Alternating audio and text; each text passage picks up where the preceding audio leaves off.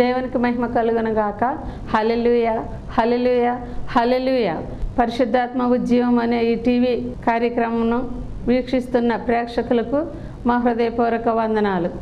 ఇప్పుడు పరిశుద్ధాత్మ అనుభవంతో అనేక దేశాలు, రాష్ట్రాలు వెళ్ళినటువంటి కుమార్తె సహోదరి రాజశ్రీ గారు వరములతో నింపబడి ఈ యొక్క కార్యక్రమంలో వీక్షిస్తున్న మీకు దేవుని వాక్యాన్ని అందిస్తున్నారు.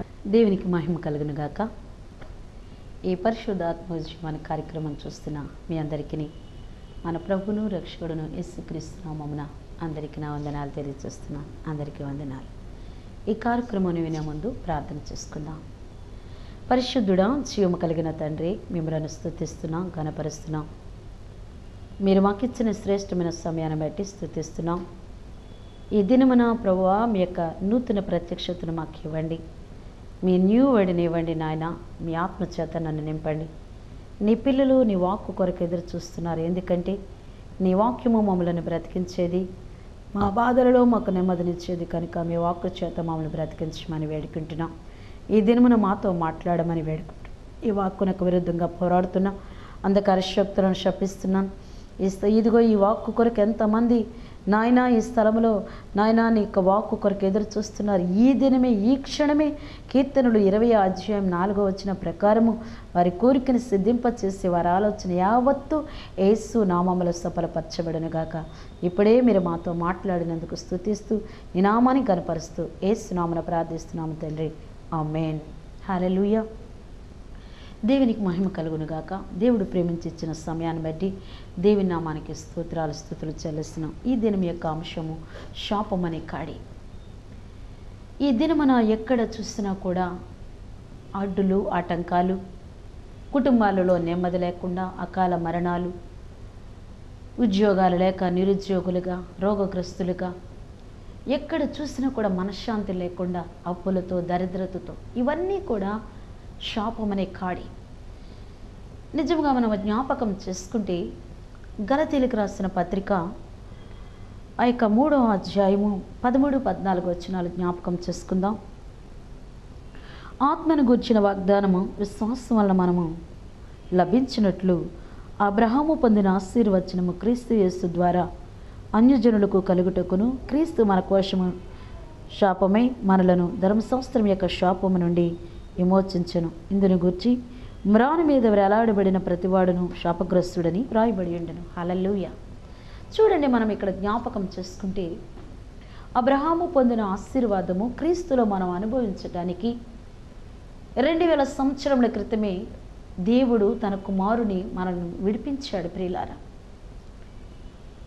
మనము ఆశీర్వాదకరముగా ఉండాలని అబ్రహాము పొందిన ఆశీర్వాదము, అబ్రహాము పొందిన ఆశీర్వాదం ఎటువంటిదంటే ఆదికాండము 24వ అధ్యాయము మరి యొక్క 1-2 వచనాలు మనం జ్ఞాపకం చేసుకుంటే చూడండి. ఆదికాండము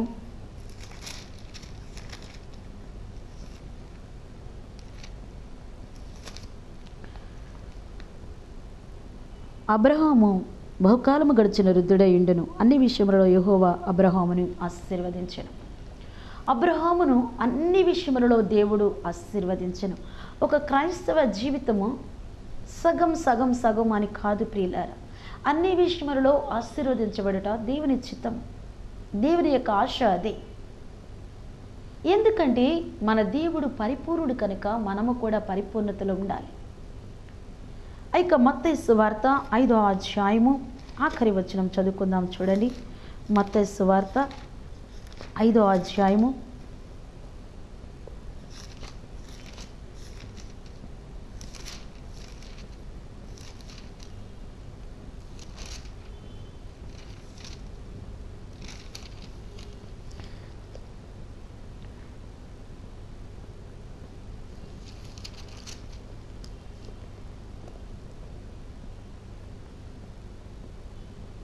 మీ పరలోకపు తండ్రి పరిపూర్ణ కనుక మీరును పరిపూర్ణులుగా ఉండవలను. హల్లెలూయా. ఎంత గొప్ప తండ్రి చూడండి. మన పరలోకపు తండ్రి పరిపూర్ణుడు కనుక మనము కూడా పరిపూర్ణత కలిగి జీవించాలి. అందుకని అబ్రహాముని పిలిచి అబ్రహాముని దేవుడు ఏ రీతిగా ఆశీర్వదించాడంటే అన్ని విషయములలో ఆశీర్వదించాడు. ఒక క్రైస్తవ జీవితము కూడా అన్ని విషయములలో ఆశీర్వదించబడాలని. అందుకని అబ్రహాం పొందిన ఆశీర్వాదము క్రీస్తులో మనం అనుభవించడానికి యేసు క్రీస్తు ప్రభు ఏమైపోయాడంటే శాపగ్రస్తుడయ్యాడు. మనల్ని ఆరోగ్యవంతులుగా, ఆయుష్మంతులుగా,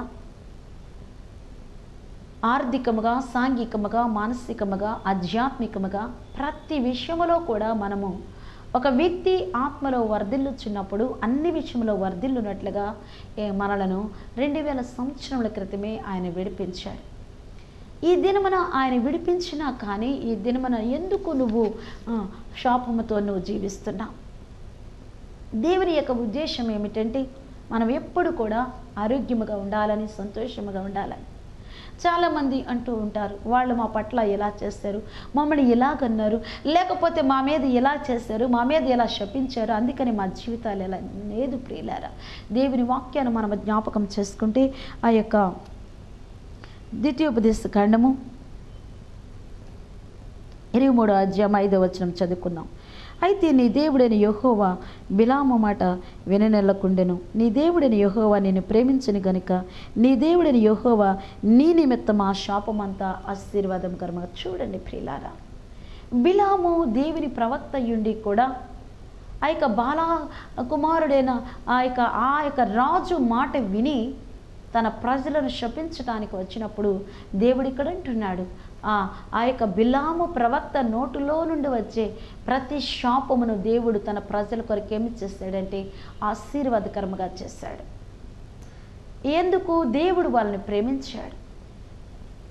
దేవుని ప్రేమించిన పిల్లలను దేవుడు ఎప్పుడు కూడా ఆ యొక్క శాపాలకు విడిచిపెట్టాడు. ప్రియులారా, దేవుడు నిన్ను ప్రేమించాలి, నీవు దేవుని ప్రేమించాలి. ద్వితీయోపదేశ కాండము 28వ అధ్యాయము 1-2 వచనాలు మనం జ్ఞాపకం చేసుకుంటే, నీ దేవుడైన యెహోవా మాట శ్రద్ధగా విని ఆయన వాక్కు నువ్వు అనుసరించి నడిచిన వ్యక్తివైతే నిన్నేం చేస్తానంటే సమస్త జనముల కంటే నేను హెచ్చిస్తాను.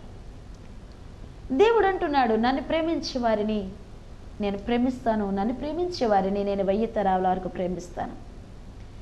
ఈ దినమున దేవుడు ఇన్ని గొప్ప వాగ్దానాలు మన జీవితంలో ఉండగా ఎందుకు నీ జీవితంలో అకాల మరణములు, భయంకరమైన రోగములు, అకాల మరణములు, రోగములు, ఆర్థిక బాధలు, దరిద్రత, నిరుద్యోగము, అసమాధానము, ఎప్పుడు కూడా బలహీనత నేను ఎందుకు వెంటాడుతుంది?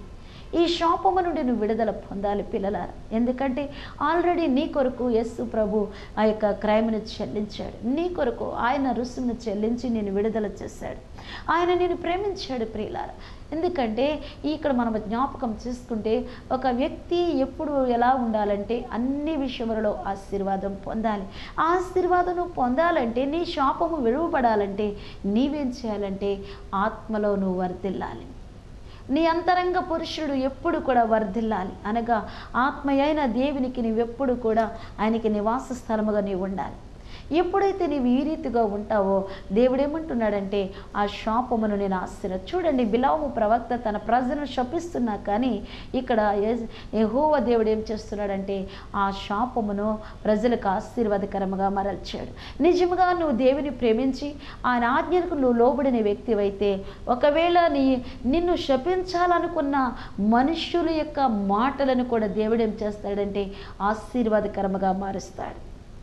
ఏదో మా మీద మంత్ర ప్రయోగం చేయబడినది, లేకపోతే మా మీద ఏదో చేతబడి చీకటి శక్తుల ప్రభావం మా మీద ఉన్నది, లేకపోతే ఆ గృహం మాకు బాగోలేదు, లేకపోతే పలానా వ్యక్తులు మమ్మల్ని గురించి కీడు తలపెడుతున్నారు, అందుకనే మేము ఈ రీతిగా అయిపోయాము అనటానికి అలా కారణం లేదు. ఎందుకంటే ఇక్కడ బిలామును కూడా మన జ్ఞాపకం చేసుకుంటే ఆ దోపుడు సముఖత అలంచాలికి అతను లోబడి దేవుని ప్రజలను శపిస్తూ ఉంటే ఇక్కడ దేవుడు అంటున్నాడు, బిలాము మాట్లాడిన శాప వచనాలన్నిటినీ కూడా తన ప్రజలకు ఆశీర్వాదకరముగా దేవుడు మరల్చాడు. ఈ దినమున నా ప్రియమైన వారలారా, శాపములు 270 శాపములు ఉన్నాయి ప్రియులారా. ఈ శాపములు కాదు కానీ మన దీవెనలకే మనం, ఎందుకంటే మన పిలుపు ఏమిటంటే ఆ యొక్క పేతురు మొదటి పత్రిక 3వ అధ్యాయం 9వ వచనం అంటారు, మీరు ఆశీర్వాదమునకు మీరు పిలువబడితిరి, పరలోకమందున్న ప్రతి ఆశీర్వాదమునికి మీరు పిలువబడితిరి కనుక కీడుకు ప్రతి కీడు మీరు చేయవద్దు. మన పిలిపే ఆశీర్వాదమునకు వారసుకులు, పరలోక వారసుకులు మనం. అయితే ఈ దినమున ఎందుకు దేనిని గూర్చైనా చూసినా నీకు భయం, దేనిని గూర్చైనా నీకు వ్యతిరేకత ఎందుకు గల కారణం ఏమిటంటే నీవు దేవుని ప్రేమించలేకపోవటము, దేవుని ఆజ్ఞకు నువ్వు లోబడలేకపోవటం. తద్వారా ఏమి జరుగుతుందంటే శాపము. యేసు ప్రభు 2000 సంవత్సరముల క్రితం నేను విడిపించినా కానీ ఇంకా నేను శాపం వెంటాడుతుంది. ఆయన అంటున్నాడు కొరింథీయులకు రాసిన 2వ పత్రిక 8వ అధ్యాయం 9వ వచనములో, మిమ్మల్ని ధనవంతుడిగా చేయటానికి నేను దరిద్రుడనే. ఈ వాగ్దానం ఎప్పుడు నువ్వు అనుభవించగలవు? ఈ వాగ్దానం ఎప్పుడు నువ్వు రిసీవ్ చేసుకోగలవు? పిల్లలారా, నువ్వు ఆయన మాట వినాలి, ఆయన నువ్వు ప్రేమించాలి, ఆయన ఆజ్ఞకు నువ్వు లోబడాలి. ఎప్పుడైతే నీవు ఈ రీతిగా చేస్తావో పరలోకమున్న ఆశీర్వాదం భూమి మీద నువ్వు అనుభవించగలుగుతావు. దేవుడు అంటున్నాడు, నా మాట వింటే మిమ్మల్ని సమస్త జనముల కంటే నేను హెచ్చిస్తాను. ఒక దేవుని బిడ్డ అన్ని విషయములలో ఆశీర్వదించబడాలి. ఒక దేవుని బిడ్డ చూడండి, ఆదికాండము 13వ అధ్యాయము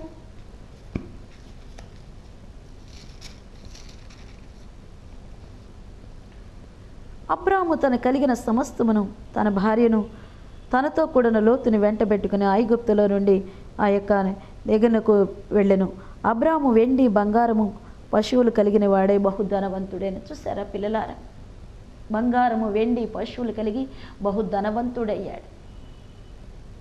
ఇక్కడ అందుకని ప్రభువైన యేసు క్రీస్తు విషయంలో కూడా మనం జ్ఞాపకం చేసుకుంటే అబ్రహాము పొందిన ఆశీర్వాదము క్రీస్తులో మీరు అనుభవించాలి. అబ్రహాము దేవుని మాటకి విధేయుడయ్యాడు. తనకు విగ్రహారాధికుడైనప్పటికీ, తను శపించబడిన కుటుంబంలో ఉన్నప్పటికీ దేవుని మాటకు విధేయుడైన విధానాన్ని బట్టి తన మీద ఉన్న శాపమంతా ఆశీర్వాదకరంగా మరల్చబడింది. ఈ శాపమని కాడి విరవబడాలంటే నువ్వు దేవుని ప్రేమించు, దేవుని ఆజ్ఞలకు లోపడు, నిత్యము భయం కలిగి నువ్వు ప్రవర్తించు. ఈ రీతిగా నీవేమి చదువుతావంటే అబ్రహాము పొందిన ఆశీర్వాదము క్రీస్తులో నువ్వు అనుభవిస్తావు ప్రియులారా.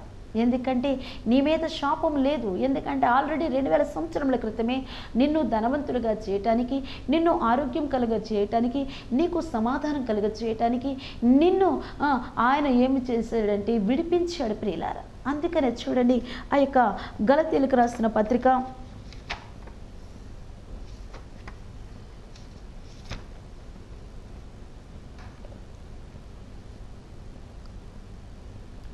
5వ అధ్యాయం 1వ వచనం, క్రీస్తు మనలను స్వతంత్రులుగా చేసి ఉన్నాడు కాబట్టి మీరు స్థిరముగా నిలిచి మరలా దాస్యమని కాడి క్రింద చిక్కుకొనకడి. చూసారు ఎంత గొప్ప వాగ్దానము. ఈ దినమున దేవుని వాక్యమని వింటున్న వారలారా, దేవుడు మనతోనే మాట్లాడుతున్నాడు. యేసు ప్రభు నిన్నేమి చేస్తాడంటే స్వతంత్రుడిగా చేస్తాడు. నిన్ను స్వతంత్రుడిగా చేసి నిన్ను ఆయన ఏమి చేస్తాడంటే నిన్ను మరలా దాస్యమని కాడి క్రింద చిక్కుకోవద్దని చెప్తున్నాడు. మిమ్మల్ని స్వతంత్రులుగా చేసి ఉన్నాడు కనుక మీరు స్థిరముగా నిలవండి. అస్థిరులు కాదు, స్థిరులుగా మీరు ఉండండి. ఎప్పుడు మన జీవితంలో మనం స్థిరపడగలగం. కీర్తనలు 37వ అధ్యాయం 23వ వచనం అంటుంది, ఒకని ప్రవర్తన యెహోవా చేతనే స్థిరపరచబడు. నువ్వు ఏ రీతిగా స్థిరపరచబడాలన్నా, నువ్వు ఆశీర్వదించబడాలన్నా ఆయన మాట వినకుండా, ఆయన ప్రేమించకుండా, నిత్యము ఆయన సన్నిధి నీతో లేకుండా, ఇదిగో అబ్రహాము పొందిన ఆశీర్వాదము క్రీస్తులో నువ్వు అనుభవించలేవు ప్రియులారా. కనుక ఈ దినమున నువ్వెప్పుడైతే దేవునికి లోబడతావో దేవుడు అంటున్నాడు అబ్రహాము పొందిన ఆశీర్వాదం నువ్వు అనుభవించాలి. ఇక్కడ మనం జ్ఞాపకం చేసుకుంటే ఇక్కడ బిలాము శాపిస్తున్నప్పటికీ ఆ శాపమును దేవుడు తన ప్రజలకు ఇశ్రాయేలు జనాంగమునకు ఆశీర్వాదకరంగా చేస్తాడు. ఈ దినమున నీవు కూడా దేవుని మాటకు లోబడిన వ్యక్తిగా, దేవుని ప్రేమించే వ్యక్తిగా, దేవుని మాటకు నువ్వు విధేయుడు కలిగిన వ్యక్తి అంటే ఒకవేళ నిన్ను ఎవరు శపించినా, నీ మీద ఎంతర మంది మంత్ర ప్రయోగం చేసినా కానీ అది ఏమైపోతుందంటే అది నీకు ఆశీర్వాదకరంగా మరల్చబడుతుంది. ఎందుకంటే యేసు రక్తము నిన్ను విడుదల చేస్తున్నది, యేసు రక్తము నిన్ను ధనవంతుడిగా చేస్తున్నది, యేసు రక్తము నిన్ను ఆరోగ్యవంతుడిగా చేస్తున్నది, యేసు రక్తం నీకు శాంతి ఉంది, సమాధానం ఉన్నది. అందుకనే అంటున్నాడు పేతురు మొదటి పత్రిక 2వ అధ్యాయం 24వ వచనము, తాను పొందిన గాయముల చేత మీకు స్వస్థత, ఆయన పొందిన గాయముల చేత మనకు స్వస్థత ఉన్నది ప్రియులారా. ఈ వాగ్దానాన్ని ఎవరైతే నమ్ముతారో వారు ఎలా ఉంటారంటే శాపం అనే కాడి క్రింద ఉండరు, కానీ వారు స్వతంత్రులుగా ఉంటారు. అందుకని దేవుడు అంటున్నాడు, కొరింథీయులకు రాసిన మొదటి పత్రిక 7వ అధ్యాయం 23వ వచనం అంటున్నాడు, మీరు విలువ పెట్టి కొనబడిన వారు కనుక మనుషులకు మీరు దాసులు కాకూడదు, మీరు నాకే దాసులుగా ఉండాలి. ఎందుకంటే నీ కొరకు నేను క్రయమును చెల్లించాను, నేను కొనుక్కున్నాను, నీ మీద నాకే అధికారం ఉన్నది. నీవు ఎవరో అధికారం కిందకి వెళ్ళిపోతానంటే నువ్వు శాపగ్రస్తుడివి. నా అధికారం క్రింద ఉండి నన్ను ప్రేమించి నా ఆజ్ఞకు నువ్వు లోబడితే ఇదిగో అంటున్నాడు, ఈ భూమి మీద ఉన్న జనములందరికంటే నేను ఆశీర్వదిస్తాను. ఒకవేళ నా మాట వినకపోతే ఇదిగో ద్వితీయోపదేశకాండము 28వ అధ్యాయం 15వ వచనం మనం జ్ఞాపకం చేసుకుంటే 270 శాపాలు ఉన్నాయి ప్రియులారా. ఏ దినమన నువ్వు ఆశీర్వాదమునకు వారసుకుడు, ఆశీర్వాదమునికి నువ్వు పిలువబడ్డావు కానీ శాపానికి కాదు ప్రియులారా. కనుక ఈ దినమున నీ మీద ఉన్న అది ఏ శాపమైనా, నిరుద్యోగం అనే శాపం, లేట్ మ్యారేజ్ అనే శాపం, దరిద్రత అనే శాపం, అప్పులనే శాపం, రోగం అనే శాపమైన, అశాంతి అనే శాపమైన, ఒంటరితనమైన శాపమైన, మూడు పారిపోయిన జీవితం అనే శాపమైన, అది ఏ శాపమైనా కానీ ఏ మనుషుడు నేను విడిపించలేడు. కానీ నువ్వు ప్రభువైన యేసుక్రీస్తు దగ్గరకు వచ్చి ఆయన ప్రేమించి ఆయనకి విధేయులే, ఆయన వాక్కును నువ్వు ఆయన గుండెలోనికి నువ్వు తీసుకున్న వ్యక్తి అయితే దేవుడు అంటున్నాడు, ఇదిగో ఆ శాపమును నీకు ఆశీర్వాదకరముగా నేను మారుస్తాను. ఇంకా నన్ను ఎవరు విడిపించలేరా, నా బ్రతుకు ఇంతేనా, ఇంకా నా జీవితం ఇంతేనా, నన్ను ఎవరు కూడా బాగు చేయలేరు నువ్వు అనుకుంటున్నావా? ఈ దినమున నీకు ఒక శుభవార్త ఏమిటంటే నిన్ను బాగు చేశాడు. ఆల్రెడీ 2000 సంవత్సరముల క్రితం నేను విడిపించాడు. కానీ ఆ సత్యాన్ని నువ్వు గ్రహించలేకుండా ఉన్నావు కనుక ఈ దినమున దేవుడు నీతోనే మాట్లాడుతున్నాడు. నీవు ఈ రీతిగా కృంగిపోయి ఉండటానికి, మోడుబారిపోయి ఉండటానికి, నిరుద్యోగంగా ఉండటానికి, దరిద్రతో ఉండటానికి, అప్పులతో ఉండటానికి, అకాల మరణాలతో ఉండటానికి, అర్ధాయుషుతో ఉండటానికి నువ్వు పిలువబడలేదు, కానీ నువ్వు ఆశీర్వాదమునకు పిలువబడ్డాడు ప్రియులారా. కనుక ఈ దినమున ఈ నీ మీద ఉన్న శాపమని కాడి విరవబడాలంటే ఈ దినమున నువ్వేం చేయాలంటే ఆ యొక్క వాక్కుకు నువ్వు లోబడు, ఆ వాక్కును నువ్వు ప్రేమించు, ఆ వాక్కుకు నువ్వు విధేయత చూపు. ఆ వాక్కు నేనేమి చేస్తుందంటే స్వతంత్రులుగా చేస్తుంది. యేసు ప్రభు నేను స్వతంత్రమైన వ్యక్తిగా చేస్తాను, నేను విడుదల చేస్తాడు ప్రియులారా. చూడండి, కొరింథీయులకు రాసిన పత్రిక మొదటి పత్రిక 7వ అధ్యాయం 23వ వచనం చదువుకుందాం.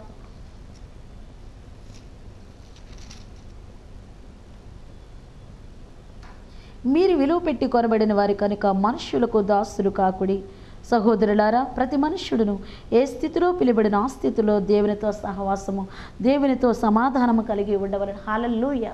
చూస్తారా పిల్లలారా, మనం ఏ స్థితిలో పిలబడ్డామో ఆ స్థితిలోనే మనము ఆయనతో మనం ఏమి చేయాలంటే సహవాసము కలిగి ఉండాలి ప్రియులారా. ఈ దిన మన దేవుని వాక్యమని వింటున్న వారులారా, కొన్ని కుటుంబాలలో నిరుద్యోగం తాండవిస్తుంది, కొన్ని కుటుంబాలలో దరిద్రత, కొన్ని కుటుంబాలలో వారు కష్టపడుతున్నా కానీ వారి కష్టార్జితను వారు అనుభవించలేని స్థితి, కొన్ని కుటుంబాలలో మోసాలకు గురి కావటం, కొన్ని కుటుంబాలలో ఎప్పుడు కూడా రోగాలు, కొన్ని కుటుంబాలు ఎప్పుడు అకాల మరణాలు, కొన్ని కుటుంబాలలో వంశపారంపర్యమైన జబ్బులు ఉన్నాయి ప్రియులారా. అవన్నీ కూడా శాపాలు.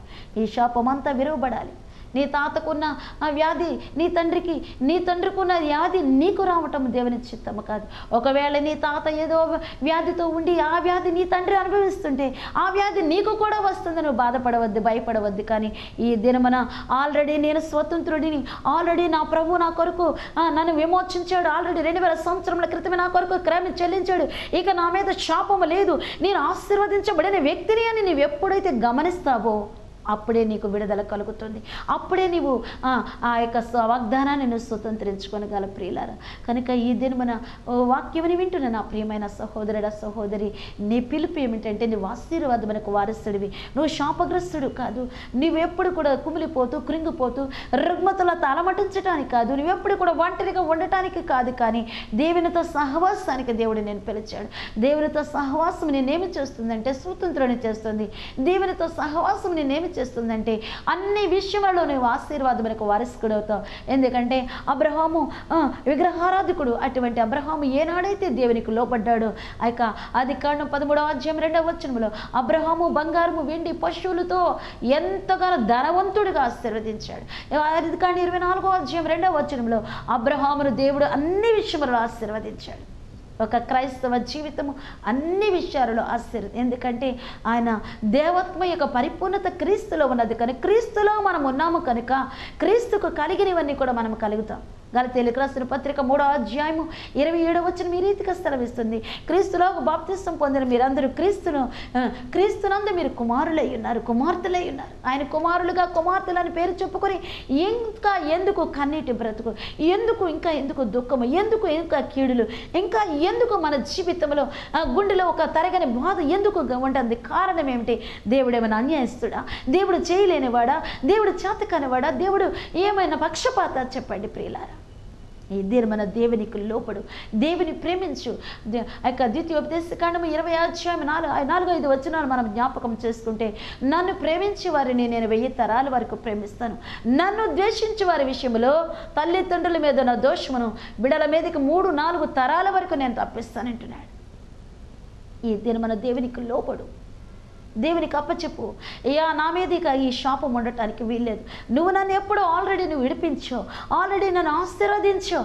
ఆ పిలుపు నేను గమనించకుండా ఇంకా నా జీవితం ఇంతే, నేను ఇంతే, నా బ్రతుకు ఇంతని నేను సణుగుకుంటూ, నేను తక్కువ చేసుకుంటూ నేను నీకు దూరం అయిపోయాను ప్రభా. ఈ దినమా నీ వాక్యము నేను విన్నాను, నువ్వు నాకు కావాలి, నేనే నీ కుమారుని, నేనే నీ కుమార్తెని, నీకు లోబడతాను, నిన్ను ప్రేమిస్తాను, బ్రతుకున్నంత కాలం వరకు, నా ఊపిరినంత వరకు నీ కొరకే నేను బ్రతుకుతానని ఈ దినమన ఒక తీర్మానం చేసుకున్న వ్యక్తి అయితే దేవుడు నీతో మాట్లాడుతున్నాడు. అబ్రహాము పొందిన ఆశీర్వాదము క్రీస్తును నువ్వు అనుభవిస్తావు. అబ్రహాము పొందిన ఆశీర్వాదము క్రీస్తును నువ్వు అనుభవించడమే కాకుండా అబ్రహామును అన్ని విషయములో ఆశీర్వదించిన దేవుడు నిన్ను ఆశీర్వదిస్తాడు. అబ్రహామును ధనవంతుడిగా చేసిన దేవుడు నిన్ను ధనవంతుడిగా చేస్తాడు. అంతేకాకుండా నువ్వు ఎలా ఉంటావంటే ఎవరికో వాళ్ళకో వీళ్ళకో దాసోహమై ఉండవు, కానీ నువ్వు స్వతంత్రుడిగా ఉంటావు. నువ్వు ఒకరి మీద ఆధారపడని అవసరం లేదు, ఎవరి దగ్గరికి నువ్వు వెళ్ళనవసరం లేదు. ప్రతిదీ దేవుడు నిన్ను ప్రతి విషయంలో కూడా నేను స్వతంత్రుడిగా చేశాడు ప్రియులారా. కనుక ఈ దినమున దేవుని వాక్యం వింటున్నా నా ప్రియమైన వారలారా.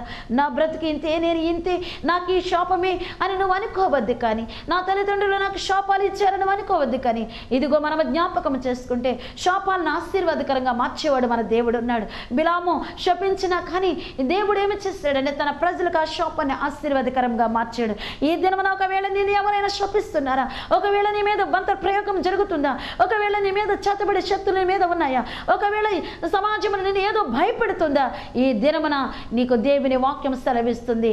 దేవుడు ఎప్పుడో ఆల్రెడీ 2000 సంవత్సరముల క్రితమే యేసు ప్రభు నేను స్వతంత్రుడిగా చేశాడు, స్వతంత్రాలుగా చేశాడు. అది ఇప్పుడు కూడా ఇంకా ఎప్పుడు కూడా అది ఉన్నది. కనుక ఈ దినమున దేవునికి లోబడిన వ్యక్తి అయితే దాన్ని నువ్వు అనుభవిస్తావు. అంతేకాకుండా దానిలో నువ్వు ఆశీర్వదించబడతావు. అంతేకాకుండా నువ్వు విడుదల పొందిన వ్యక్తిగా దేవుడు నేను తీర్చిదిద్దాడు. తద్వారా నీ జీవితానికి జయము, తద్వారా దేవునికి మహిమ కలుగుతుంది ప్రియులారా. కనుక శాపం అనే కాడి అనే ఈ అంశమును ఈ దినమును ఈ వాక్యముని వింటున్న నా ప్రియమైన వారలారా, ఈ శాపం అనే కాడి నీ మీద లేదు అని ఈ దినమును గ్రహించి ఇప్పుడే నువ్వు దేవుని దగ్గరికి లోబడి, నాయన ఎప్పటి వరకు ఇంతే, మా బ్రతుకులు ఇంతే, మా పరిస్థితులు ఇంతే, వంశపారంపర్యంగా ఎదుర్కొంటున్న ఈ శాపములు ఇంతే అని నేను సణుగుకున్నాను, నీకు దూరం అయ్యేపోయిన ప్రభా, ఆల్రెడీ నా కొరకు చెల్లించేసావని, నా మీద లేదని ఈ దినమున నేను అనుభవిస్తున్న వాటికి నీకు లోబడలేకపోవటమే, నిన్ను ప్రేమించలేకపోవటమే అని ఈ దినము నేను గ్రహించాను ప్రభా. ఈ దినము నుంచి నేను నీకు లోబడతాను ప్రభా. ఇదిగో నా ద్వారా నా భార్య పిల్లలు ఆశీర్వదించబడాలి, నా ద్వారా నీ నామానికి అవమానం కలగకూడదు, నీ నామానికి మహిమ కలగాలి, సమాజంలో నీకు మహిమ నన్ను బట్టి. ఎందుకంటే ఆయన పేతురు మొదటి పత్రిక 2వ అధ్యాయం 9వ వచనం చెప్తుంది, చీకటిలో నుండి వెలుగులోనికి నేను ఎందుకు పిలిచాడంటే రాజులైన యాజక సమూహముగా పరిశుద్ధ జనముగా ఆయన సొత్తుగా నేను ఎందుకు చేసుకున్నాడంటే ఆయన గుణాతిశయములను ప్రచురం చేయటానికే. నువ్వెవరివంటి? నువ్వు ఆయన సొత్తువి. నువ్వెవరివంటి? ఆయన కుమారుడివి. నువ్వెవరివంటి? ఆయన కుమార్తెవి. ఇంత బలముగా నువ్వు వాక్కుని వింటూ కూడా ఆయన కుమారుడివి, ఆయన కుమార్తెవి అయితే ఆయన శక్తిని నువ్వు ఎందుకు ఆశ్రయించలేకపోతున్నావు? కొరింథీయులకు రాసిన మొదటి పత్రిక 2వ అధ్యాయం 5వ వచనం ఈ రీతిగా సెలవిస్తుంది, మీరు మనుషుల జ్ఞానమును ఆధారం చేసుకొనక దేవుని శక్తిని మీరు ఆశ్రయించండి, అప్పుడు దేవుడు మీ జీవితంలో కార్యాలని అద్భుత కార్యాలు జరుగుతాయి. ఎర్ర సముద్రం 2 పాయలుగా చీల్చిన దేవుడు ఈనాడు కూడా సజీవుడై ఉన్నాడు. ఈ దినమున నీ జీవితంలో అద్భుతాలు ఆశ్చర్యకార్యాలు జరగాలి. నీ జీవితం అన్ని విషయంలో ఆశీర్వదించబడాలి. శాపం అనే కాడి విలువబడాలంటే దేవుడు మనతో మాట్లాడుతున్న మాట ఏమిటంటే, ఆల్రెడీ నేను విడిపించాడు కనుక ఈ దినమున నువ్వు ప్రభుకు సరౌండర్, ఈ దినమున నువ్వు ప్రభుకు లోబడు. ప్రభుకు నువ్వు లోబడిన వ్యక్తివైతే ఇదిగో ఇవన్నీ కూడా నువ్వు అనుభవిస్తావు. ఎందుకంటే నువ్వు స్వతంత్రుడివి, నువ్వు విలువ పెట్టి కొన్నవాడివి. నువ్వెవరు వింటే దేవుని స్వత్తు, నువ్వెవరి వింటే దేవుని కుమారుడివి, నువ్వు దేవుని కుమార్తెవు కనుక ఈ దినమున ఈ వాక్కును నువ్వు నమ్మి నువ్వు దేవునికి తల మొదలుకొని అరికాలి వరకు నీ ప్రవర్తన అంతటి మీద ఆయన అధికారములకు ఒప్పుకుంటే ఆయన నీ త్రోవలను సరళం చేస్తాడు. అంతేకాకుండా ఆయన నీ మార్గాన్ని సరళం చేస్తాడు.